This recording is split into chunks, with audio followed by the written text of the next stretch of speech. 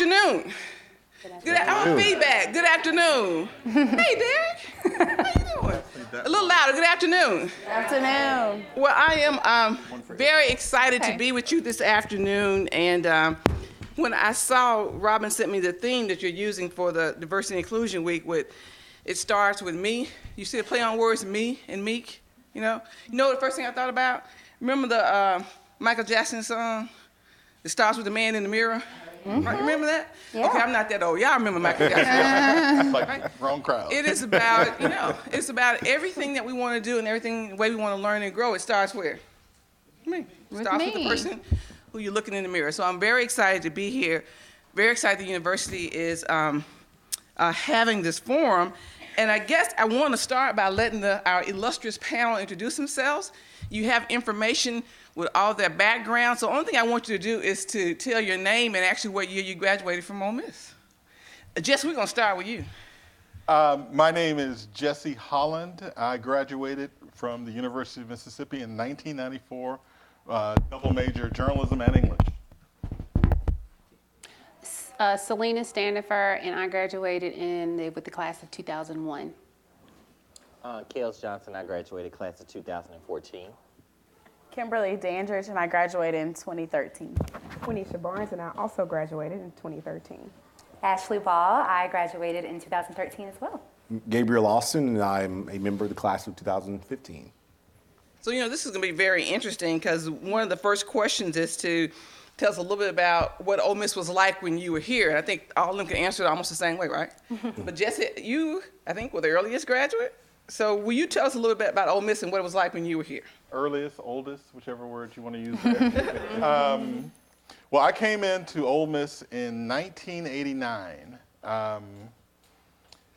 And the very first week I was on Ole Miss's campus, a white fraternity here on campus tied up one of their pledges, drove them to Holly Springs, and dumped them at Russ College's campus with profanities written on their chest.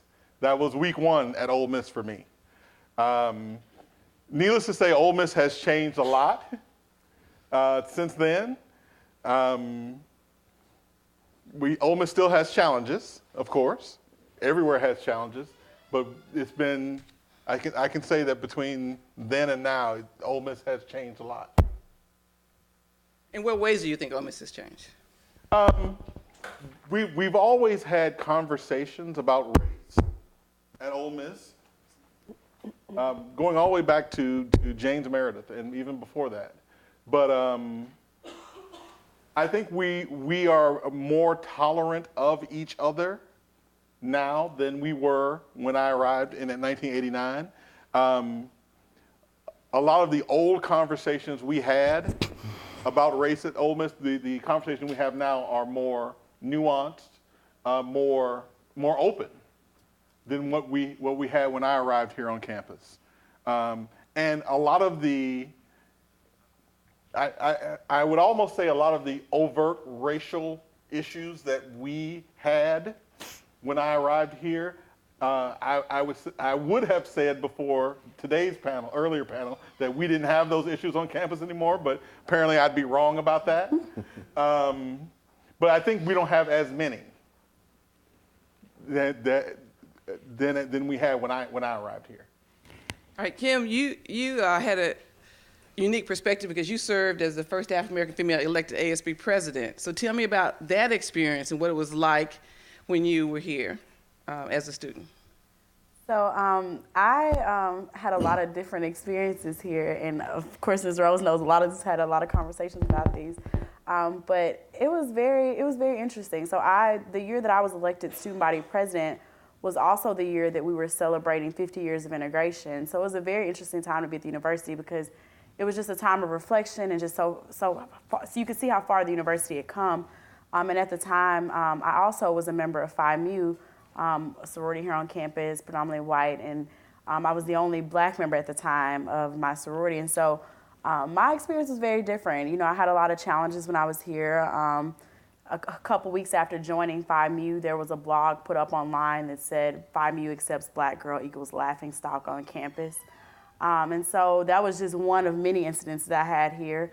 A couple weeks after I got elected student body president, I was harassed on the square by a colleague here at Ole Miss who, said, F that N-word, you first N-word president. And I mean, so my experience was very different here. I had a lot of varied experiences here at Ole Miss. And like I said earlier in the panel today, I think all those experiences have shaped me into the person I am today and have made me a stronger individual as well. But definitely a lot of different experiences from joining FIMU to running for student body president and serving that year.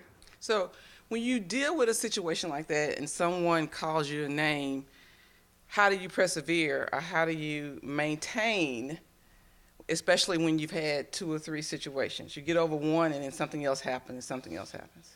That was definitely my story here at Ole Miss. It seems like every time I would get over like one hurdle, something else would happen. And I want to say one thing I think that really helped me was just having just a strong support system.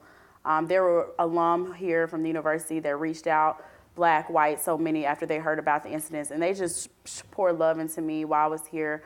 And I think one thing that I actually had a little girl one time come up to me, and she had heard about my story, and she was in middle school, and she said, the best thing you can do is to not fight hate with hate. She was like, you have to fight hate with love.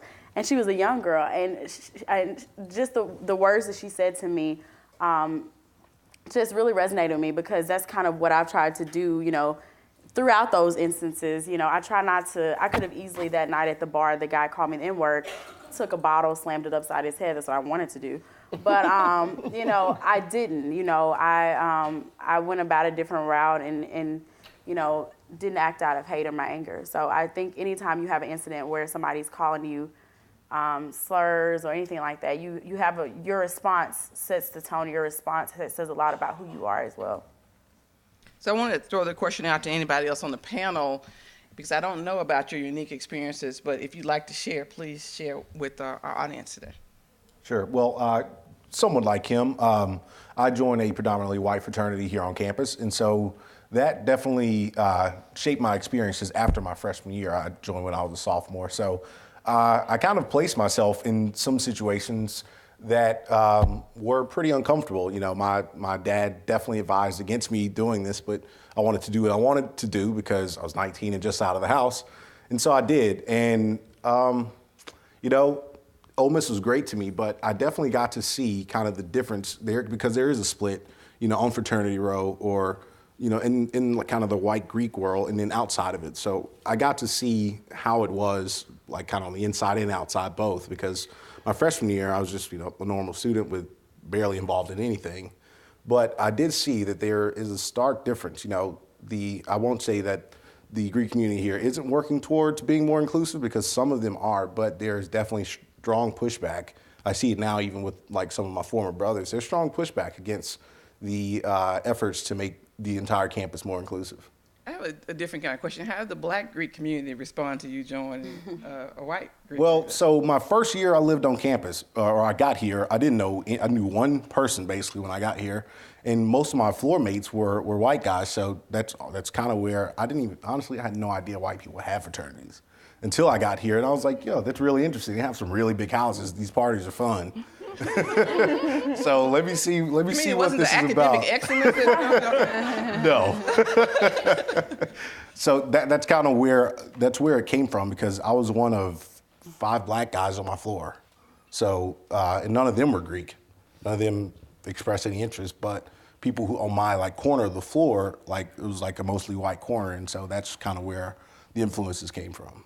And Ro, the interesting thing is that during my time at Ole Miss, I joined a predominantly black fraternity, but we had the first white member join a predominantly black fraternity when I was here in 1989, 1990. And so we got to experience it from the other side, having a white member of a predominantly black fraternity.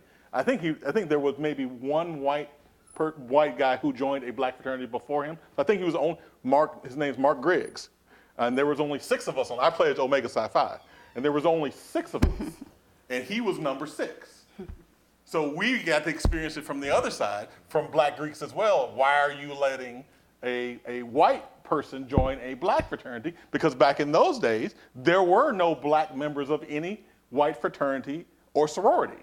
I think before I left, Damon Evans, Rob Evans' son, joined Sigma Chi. Sigma Chi before I left, but there were no African American members of any predominantly white fraternity or sorority here on campus, but there was at least one white person who was part of a predominantly black fraternity. And so we got to see it from the other side, for us for the first time being the majority and someone else being the minority. And we, the six of us still, we meet up every couple of years now. It's part of our experience here at Ole Miss. I think you always run into, because I think for many years you only could go to HBCU. Right. And so the minute that there was a lot of struggle and fight to allow people to go to where they wanted to go to be educated in an environment where they felt was right for them. But then as soon as you started to make that change, then there were people who questioned, why would you not, why would you make that choice? I think it's always interesting when we push for inclusion and push for people to do what's best for them, that you often get sometimes the pushback on making that decision. I want to ask a question. When you told your parents or your community you're going to Ole Miss, what kind of reaction did you get? Actually, that isn't fair because your daddy went to Ole Miss. Right.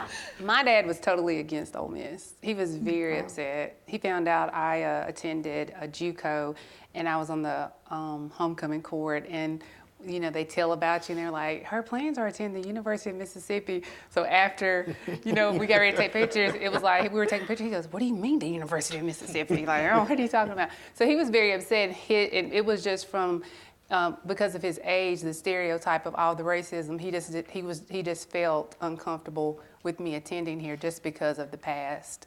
And I mean, I proved him wrong, but he still doesn't like Ole Miss. He still wears his Mississippi State stuff.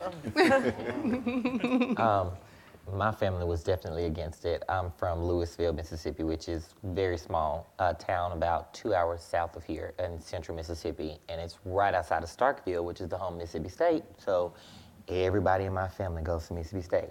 And I was the first person to actually attend Ole Miss. That's what a rebel is defined as. Right. So my sister actually graduated from Mississippi State. My older two cousins, my two aunts graduated from here, so everybody was so upset until they found out how much Ole Miss was offering me to come here, and I was going to get a free ride. And they're like, okay, you can go, but I mean, I still get some flack for, attending Ole Miss just because I'm house divided, so. I really didn't have an option. My grandmother, my father, my mother. All right, and so here, that's the Right. legacy right there. Now, I was the first one in my family to come to Ole Miss, and so everybody on my mom's side who went to university went to Jackson State. So I will tell you, my grandma's still upset about it. It's been years since I graduated, but there were like a few comments like, "Are you really going to go up there?" But generally, my mom and grandma at least, they were just happy about the proximity to the Jackson area. But other family members like, I don't know about that, basically. So the next question is, I know when I finished college and I had various experience, I felt I was being prepared. And I felt that each thing was a learning experience to make me a better person. So the question becomes, you leave college and now you go into your profession. Actually I'm gonna start with you. What do you think you faced being an African American in your first job? Sure.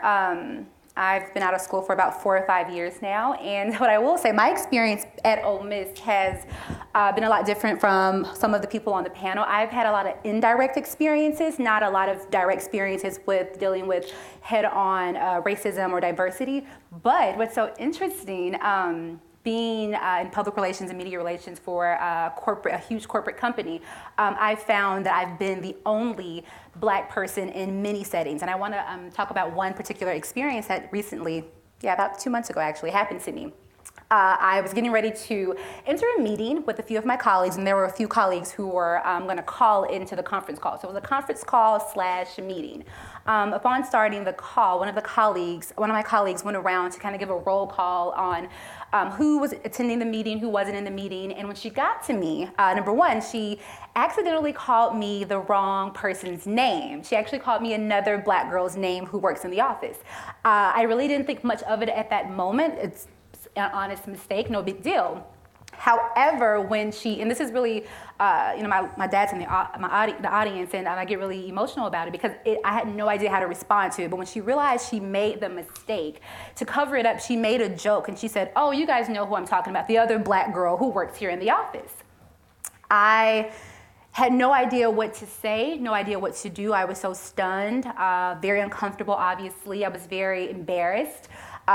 It took me, and of course I immediately called my dad. Dad, what do I do? I've never experienced anything like this. Coming from Clarksville, Mississippi, having attended Ole Miss undergrad, I had not actually experienced something so blatant and direct like that. Not only was I reduced down to my gender, but reduced down to my race. I had never experienced anything like that. So eventually I did have a conversation with her, but it took me about 2 days, to be quite honest with you, to have the courage to say the right words, to know what to say to her, how to approach her about something that made me so uncomfortable.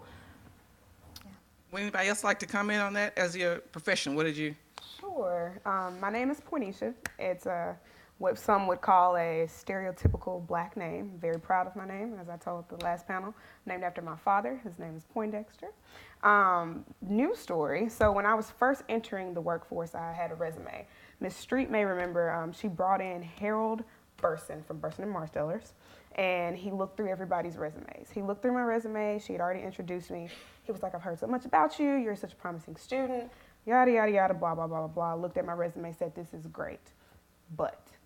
So he kind of looked at me awkwardly for about 15 seconds. He was like, "You should put your picture on your resume."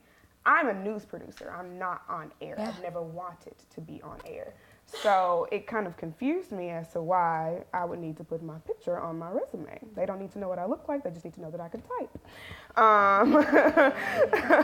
So he just looked at me. He's like, "No, put your picture on your resume." And I am a very defiant person. So I was like, "You know what? I'm not putting my picture on my resume. I'm going to do it my way." So I didn't do it for a couple of weeks. I got an internship through the University of Mississippi. And I went on and I kept giving out my resume and sending in my tape. Didn't get any bites back. So finally I was like, I'm just going to put my picture on my resume. Soon as, I am not even kidding you guys, not even a week later, I had 4 phone calls. Wow. So it took me a second to kind of grasp what had just happened to me. So it was either A, on the optimistic side, they just didn't get to my resume in time. On the non-optimistic side or pessimistic side, it was that they saw my name and they discounted me. They saw my name and they assumed that I wasn't fully prepared for the position that I was working for or even qualified to do that. So they saw my picture and I used to do pageants, so it was like glamour shot and all this stuff. So they saw my picture and they were like, "Oh, well, this doesn't equate to what we know of as this name, therefore she must be, okay." So I got a couple of job offers, but it just kind of hit me that people actually judge you by something less than what you're actually worth, like your name and something that doesn't necessarily tell them that you're qualified for that position. So that was one of my most hurtful moments in the workforce. So. I had a experience, my story is kind of a new story too. So many. It was the day after the presidential elections, and I had a specific coworker who was talking to another one of my coworkers about, the elections and, really actually having a conversation they shouldn't have had at work about, their political views and which party they represent. And he went on to talk about protesting. And there's actually a bill in Tennessee that was proposed that said that you could possibly be not face charges for running over someone who was protesting. And he actually made the statement that if anyone's standing in front of him, especially a person of color, he's going to mow them down. And I'm literally sitting like feet away from him. I wasn't a part of the conversation. It did bother me, but I tried to act like I didn't hear it.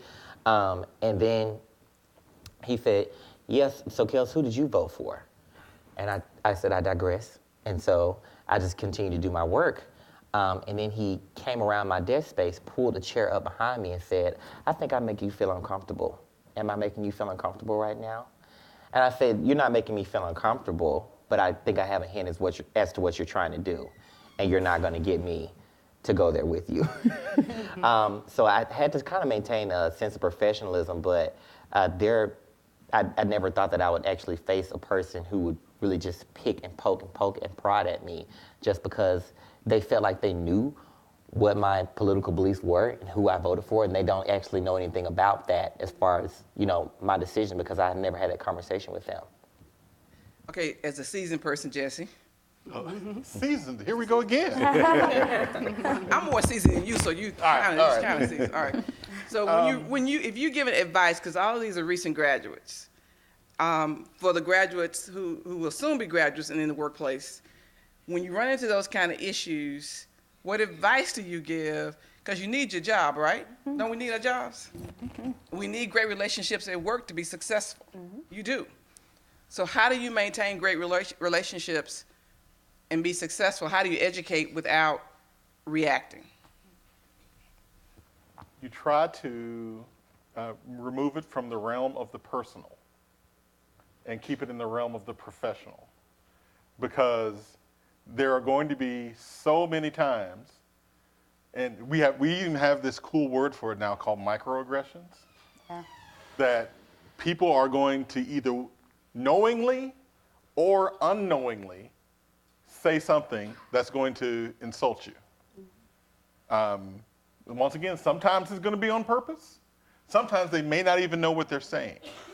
But you have to keep it in the realm of professionalism, because the people who are doing it knowingly are trying to move you out of that realm so they can say, see, I told you he was nothing but an angry black guy, or see, I told you she's nothing but an angry black woman. They're looking for that reaction to prove to everyone else around you that you were nothing but that stereotype that they had of you in the first place. So you don't, it's a conversation I'm having with my 10-year-old daughter right now. You always look for the win. The win is you proving them wrong. When I first started at the Associated Press, there was another reporter there who was coming to the end of his career. And so he says to me one day that you're at the beginning of your career and you don't have to worry about anything because you're black. There'll always be a job for you. Oh. What? and my immediate response was, yes, there'll always be a job for me because I'm good. Right. But his way he put it was, oh, you're just an affirmative action hire and you'll always be able to find another job. Wow. Because he was coming to the end of his career. Wow. He ended up leaving as well, but the reaction he was looking for, I almost gave him the reaction he was looking for. The bottle. But I had to stop myself and say, no, you're right, I will always have a job because I'm professional and I'm good at what I do. It has nothing to do with my skin color.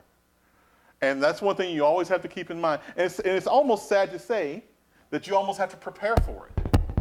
And I have to say this, it's not just for black men and black women, it's also for women, period.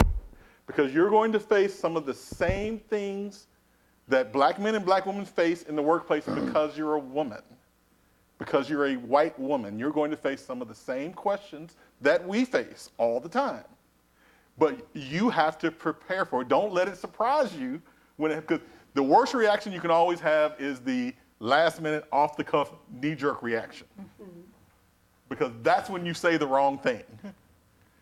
So you have to prepare for these, like I said, the cool word now, these microaggressions, because you're going to face them. And you have to know what you're going to say when it happens. I remember when my daughter Lily is also a Meek School graduate. When she was real little in school, she came home and said someone was bullying her. And I said to her, people only react when you react. So it's not fun to bully somebody if you react. I said, so try mommy's example, and when they start bullying you, ignore them. And she was small enough to do that at that age. She ignored them, and she came back and she goes, that worked, mommy. I just ignore them. And she says, and they had to go find somebody else to pick on. So again, sometimes you have to be very careful about how you respond, because you do fit the tier. So the next question is a great feed-in. It says, this campaign at the Meek School is about rejecting stereotypes. How do you think people might have stereotyped you when you were a student at Ole Miss and as a professional, and then what was your reality? So someone just jump in.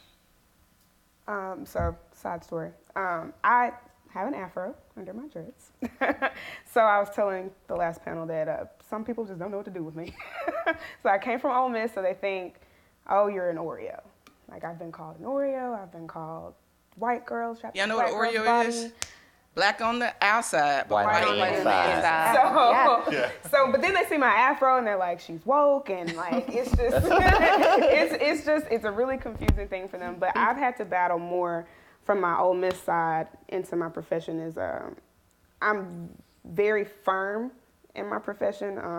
I like to think that I'm good at what I do, and I like to think that I would be respected for that. And I don't expect you to treat me any less than that, because I'm not going to treat you any less than that.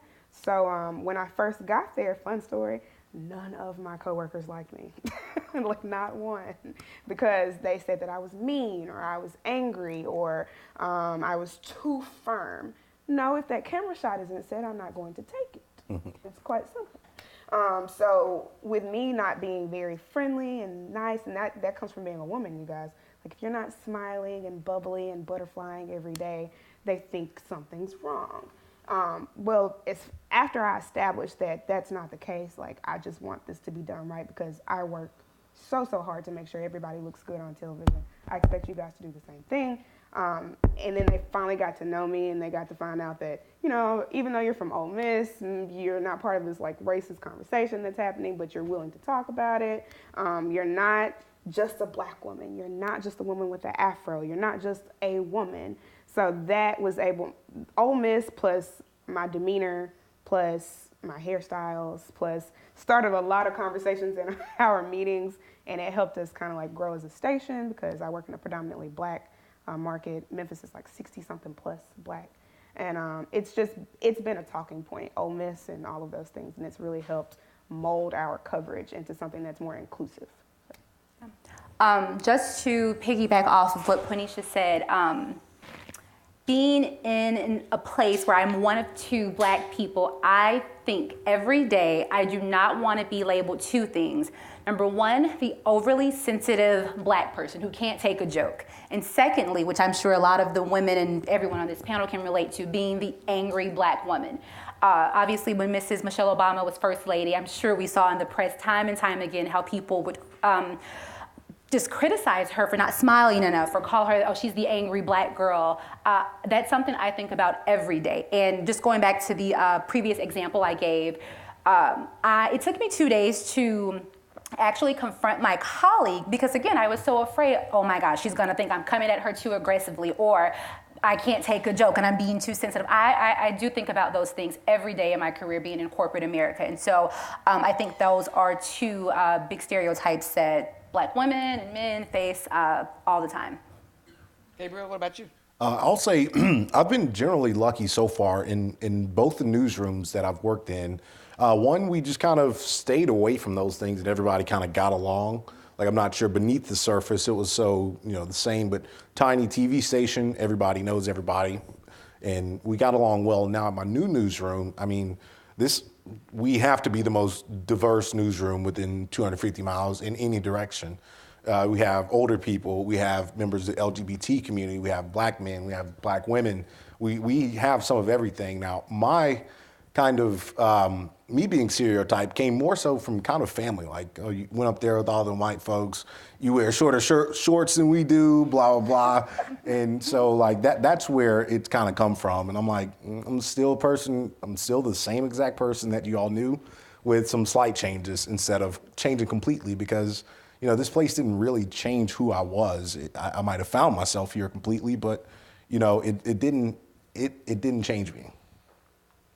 So the next question says, this campaign is also about the fact that all of us have many roles other than race. What are some things about your life you might want to share about your life? And I'll give you a great example. When I was a senior at Ole Miss, I was in the Miss Black and Gold pageant, and everybody got a question like, what is your career? Or, do you love family? And then I get the question, what has been most difficult for you, being a female and gender issues, or being African American? And I just stood there for a minute because I said, I don't know if I really thought through all. I knew what I wanted to say immediately, but you kind of have to think for a minute. So, we have a lot of different labels. It could be that, hair, or because you have on a tattoo, about because of the way you dress, or because of your sexual orientation, that people automatically put. So when you look at yourself, what roles do you see other than race in your life? Kim, you want to start? So I mentioned this earlier today, but one of the roles I think that I see, and it's something that I think pretty much all of us in here can relate to, being college students, is just the fact that millennials, we're just changing and shaking up the world and the way we view the world. And so that's been one of my focuses outside of diversity and inclusion, is just focusing on the millennial experiences, because when we enter the workforce and the way that we interact and the way that we work, it's so different. And so when I write, a lot of times, I write for Forbes, I write about the millennial experience and how we enter into the workplace, how we deal with grief. And it's just so different from how our parents were and how our grandparents were. And, we're just so tech savvy. I was talking about earlier how, even the way we date is just so different. We swipe left and right and all these different things. And it's just so different from how other generations have been. And so for me, not only am I a woman and am I Black, I'm also a millennial. And the way that I think is just sometimes different from how my colleagues who are 20 years older than me think. And so, I think that we're more compassionate. We think more about overall health and wellness. I think that we want to generally be happy. We love work and we will work hard, but at the end of the day, we also want work-life balance, which means that we may want to work from the beach, we may want to work from the couch, but we're going to work hard. We just work hard in different ways. And I think that we all will be hearing more conversation about the millennial experience, in addition to diversity and inclusion as well. Selena, what about you? When Kim said this earlier in the other panel, I was part of a certified public manager training, and I graduated from it. It's a government type of training that they offer with the state agencies. And I'm not a millennial, I'm like borderline, but they think, and this is a compliment, they thought I was a millennial, and I never corrected them. And so I was like, whatever y'all want to think. But they attacked millennials, and they were attacking me because they were all probably 55 or older. And also, that's the thing too, like they were in that class for like 5, 10, 15, 20 years. I completed it in a year. It was a 2-year program, but I wanted to push through and I wanted my raise. So that, that's something I could have combated with them, but you don't want to do that.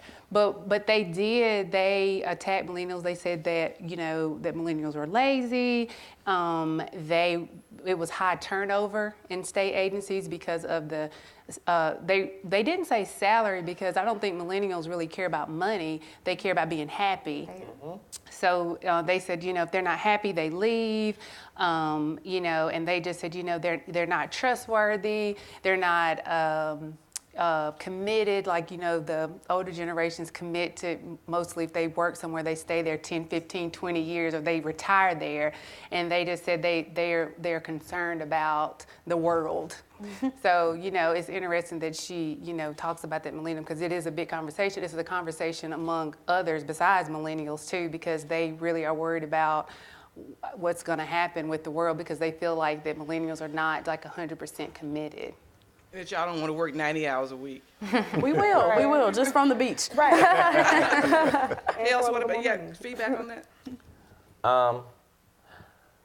Yeah, I mean, as far as being a millennial, I think you have to understand that it's a very different time as opposed to when our parents and grandparents were growing up or getting their education. I think she made a great point as to millennials' perspective when it comes to work. It's not about how much money you make. If I'm not happy, I'm not happy, and I'm not going to do a good job because of my feelings are in my work. Mm-hmm. So if I come to work feeling bad, I'm going to produce something negative. Mm-hmm. So I think it's very important to understand that millennials operate differently, that we grew up at a very different time, that we were awarded some privileges that our people that came before us weren't, and on the flip side, they actually have gotten things that we weren't able to access, and we aren't able to access right now.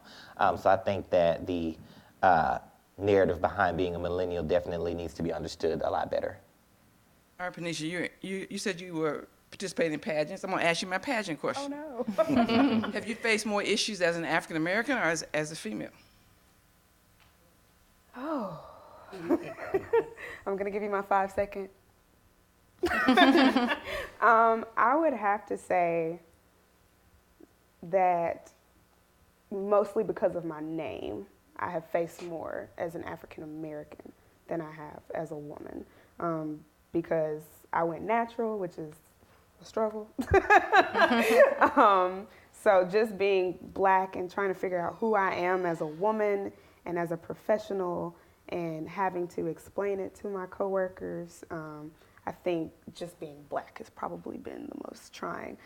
For example, the other day we were in a meeting and we were talking, like I said, predominantly Black market that I serve in. So we had a conversation about poverty, yada, yada, yada. What should we do to try to bring this issue that we were covering home? And they kind of stopped me. I don't know if you've ever been in class before and like you're the only Black person there and they just like turn around and look at you. But like I was the resident Black person in that meeting and they asked a question like, well, Poinesha, you're Black. What do you have to do with it? Now, my parents, they do fine. I've never lived in poverty before, so I couldn't answer that question, but they assumed because I was Black that I could, and I couldn't. I was like, sorry, pass. No. What are some of the joys and challenges you have faced in your life because of your race? And open that question to anybody. I'll start off. I think we've kind of talked about the challenges a little bit, but as far as the joys, what I will say, I have enjoyed over the past couple of years, watching Black people just really embrace who they are and relish who they are. For example, if you frequent social media channels, Facebook, Twitter, Instagram, I'm sure you might be familiar with the hashtags Black Girl Magic or Black Boy Joy. Those are new things that we've seen happen in mainstream media over the past 2-3 years, and I have really enjoyed seeing Black people embrace their natural hair, embrace our lips, embrace just who we are as people, and I look forward to continuing to see that in mainstream media. Being Black almost right now is it's hot. Like everybody, I mean, like it's, you know, I feel like we're at a point right now where we're at a peak.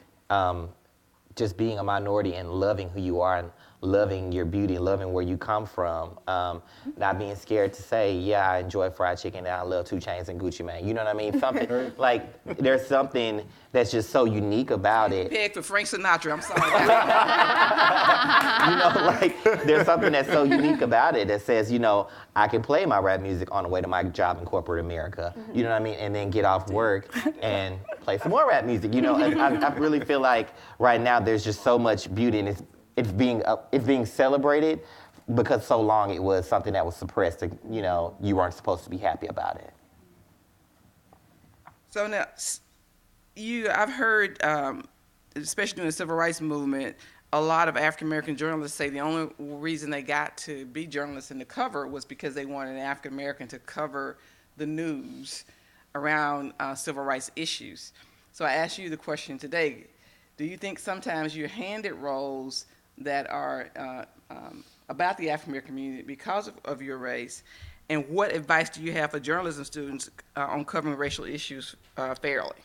So I'm not sure if they kind of pegged me to do this story because I'm Black or I'm just a night side reporter at the time, but I kid you not, the summer after the Charleston massacre, you know, a lot of local municipalities were debating, do we keep the flag, do we keep it flying, or do we take it down? I did, I think, 16 flag stories that summer between June and August, no kidding. And of course, you know, I had to keep my personal politics out of it, but oh my goodness, it was really hard because, you know, first 2 or 3 that happened, and it was like, all right, I'm still doing these stories. I was over it. I was like, I don't even care what happens anymore, even though I care about the issue. But the advice would be to just try to honestly talk to your friends, your family, because they're who you can give your opinions to, and it won't affect your professional relationship with your viewers, especially because that's who kind of determines your credibility or not. I will tell you that I almost turned down the race and ethnicity job at AP because I was afraid of being stereotyped as that black reporter who doesn't write about anything but black people. I had spent 10 years as a White House reporter, as a Supreme Court reporter, as a congressional reporter, and I did not want to be put into the ghetto of race and ethnicity and become that guy, that writer, that black. I didn't want to become that black writer. I wanted to be a writer. But I ended up, and because of this for years, I only wrote about sports when they made me. Because that's the track they try to put you on if you're a black male. They want you to either do crime or sports. That's the area they want you in. And so I did my best not to go into either one of those areas unless I was forced. I wanted to be a political reporter. But when the race and ethnicity job came open, I actually went back and looked over my portfolio, and the stories I enjoyed the most writing were stories about race and ethnicity. So I said, well, you know what? I'm at the point in my career, I don't care what other people try to stereotype me as. I'm going to do what I enjoy. So I ended up saying yes to that job. But I know a lot of people, a lot of journalists in Washington, black journalists in Washington who don't want to write about race because they're afraid they'll get stereotyped and stuck writing only stories about race. I'm writing what I'm writing because I choose to. But for a long time, the stories about crime, the stories about things that happen in black neighborhoods, the stories that happen about sports, those were stories they expected the black journalists to write. And so for a long time, a lot of people decided that they didn't want anything to do with those areas. But we're seeing it, like I said, we're seeing a change now. Those are stories that people now want to write. So. I think the switch may have happened between our transitions. I actually went into my job wanting to write stories about black and brown people because it's their stories that affected the areas that I go to and that I report on. I'm a producer, shameless plug, you want to be a producer, not a reporter. So when we get our stories in our assignment meetings, we go about them and the reporters go out and they do their stories and they come back and we work together and we say, well, how's it going to affect this area? How are we going to change these people's lives? How are we going to inform them so that they know that their property taxes are going to go up by this much and their schools are going to close if they don't get this much money? That was the thing that I wanted to do because I felt like there weren't enough outlets out there to really inform the black and brown communities. That included Hispanics, that included blacks, that included the Italians. We have an Italian community in Memphis. I just wanted to make sure that those people who were often forgotten and shunned away were also remembered in our coverage. So I took pride in that. So I want to pose this question to everybody. I'm going to start with you and let you just go down and answer, because I think the real benefit of you being here is to understand how does this impact you, how does this make you a better employee, a better professional. And even though perspectives can be very different and sometimes we don't understand those perspectives, how can I be part of the solution? So, because I will tell you that you're going to go to work in a diverse environment, and that may be something that you have been used to that you've never done. It could be age diversity, it could be racial, it could be, if you come into FedEx, we service 220 countries and territories. We may send you to Beijing and Dubai as soon as you get there. So you will be, for the first time, the other in your environment. So the question I want to pose to each person on the panel is, what advice do you have for today's black students in journalism and IMC, or any student, as they enter the professional world? So, advice. I would say even before you get there, try to put yourself in as many spaces that you aren't accustomed to before you get there. That way, you know, if you do run across different instances of any type of discrimination, you will hopefully be able to kind of take that in and not give that knee-jerk reaction that person may be looking for. And you'll just generally have a knowledge about people who don't look like you, people who you've never seen before. So I think that's the most important thing, is to expose yourself to different cultures or different norms that you're not used to, because there are a lot of different people out there who live extremely different lives. Ashley? Yeah, working in media, when you start off, you are going to do work that you may not like or you may not want to do. But my advice across the board is to be a go-getter, be ambitious, do the work, make yourself indispensable. If someone asks, I still do things I don't want to do today, but I know where I want to go. I know what I want to do 5 years from now, and sometimes you do have to bite that bullet. So I would just say be indispensable. Poinesha? I would say be vigilant and be ready for the unexpected.